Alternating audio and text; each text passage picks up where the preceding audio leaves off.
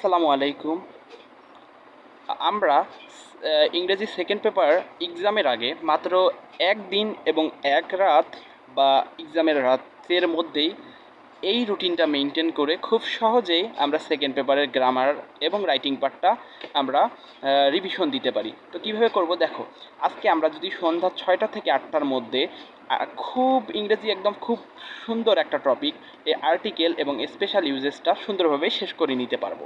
তারপর 8টা 10 থেকে 9টা এর মাঝে রাত 8টা 10 থেকে 10 মিনিট রেস্ট দিয়ে 8টা 10 থেকে 9টার মধ্যে আমরা প্রোনাউন রেফারেন্সটা পড়ে শেষ করতে পারবো। এগুলো কিন্তু খুব সহজ এবং ইজি টপিক।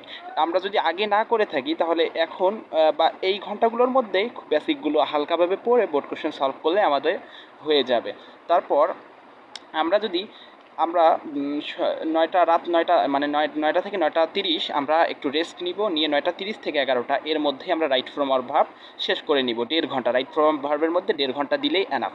তারপর আমরা সকাল মানে উঠবো, ঘুম থেকে উঠবো, ঘুমাবো 11টায়, উঠবো 4টা 30-এ, উঠে ফজরের নামাজ পড়ে সকাল 5টা থেকে 8টা পর্যন্ত আমরা রাইটিং পার্ট পড়বো। রাইটিং পার্ট কিন্তু মোস্ট গুরুত্বপূর্ণ একটি ব্যাপার। তারপর সকাল 8টা থেকে 8টা 30 30 মিনিট রেস্ট নিয়ে 8টা 30 থেকে 10টা আমরা এই টাইমটা পাঞ্চুয়েশন পড়ব। তারপরে তারপরে সকাল 10টা থেকে 11টা 50 আমরা পড়ব প্রিপোজিশন। তারপর 11টা 50 থেকে 10 মিনিট রেস্ট দিয়ে 12টা থেকে 1টা পর্যন্ত আবার পড়বো রাইটিং পার্ট 1 ঘন্টা আবার মাঝে। তারপর নামাজ পড়ে 2টা থেকে আমরা তারপর 4টা পর্যন্ত পড়ব ন্যারেশন। 2টা থেকে 4টা পর্যন্ত আমরা পড়বো ন্যারেশন। 4টা 10 থেকে 5টা পড়বো চেঞ্জিং সেন্টেন্স, এবং 5টা 30 থেকে আমরা 7টা পর্যন্ত পড়বো চেঞ্জিং সেন্টেন্স এবং সেনোনেম এন্টোনেম। মানে আমরা 2টা 50 থেকে একদম রাত সন্ধ্যা 7টা পর্যন্ত পুরো টাইমটা ন্যারেশন, চেঞ্জিং সেন্টেন্স এবং সেনোনেম এন্টোনেমে সময় দিব।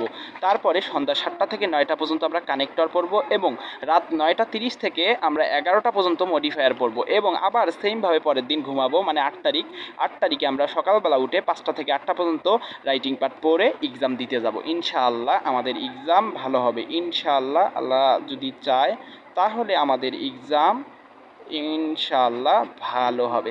তো ঠিক আছে, আজকে ছোট্ট একটি ভিডিও এই ছিল, মানে একটা সুন্দর গাইডলাইন বা কীভাবে পড়বো সেই সম্পর্কে। অনেকে জানে না কীভাবে শুরু করে একদিনে কীভাবে পড়বে। তো আমরা সুন্দরভাবে এই রুটিনটা মেনটেন করে কিন্তু আমরা আমাদের সিলেবাসটা আর একবার গুছাই নিতে পারি। তো আল্লাহ হাফেজ, আসসালামু আলাইকুম। আশা করি আমাদের সবার এক্সাম ভালো হবে।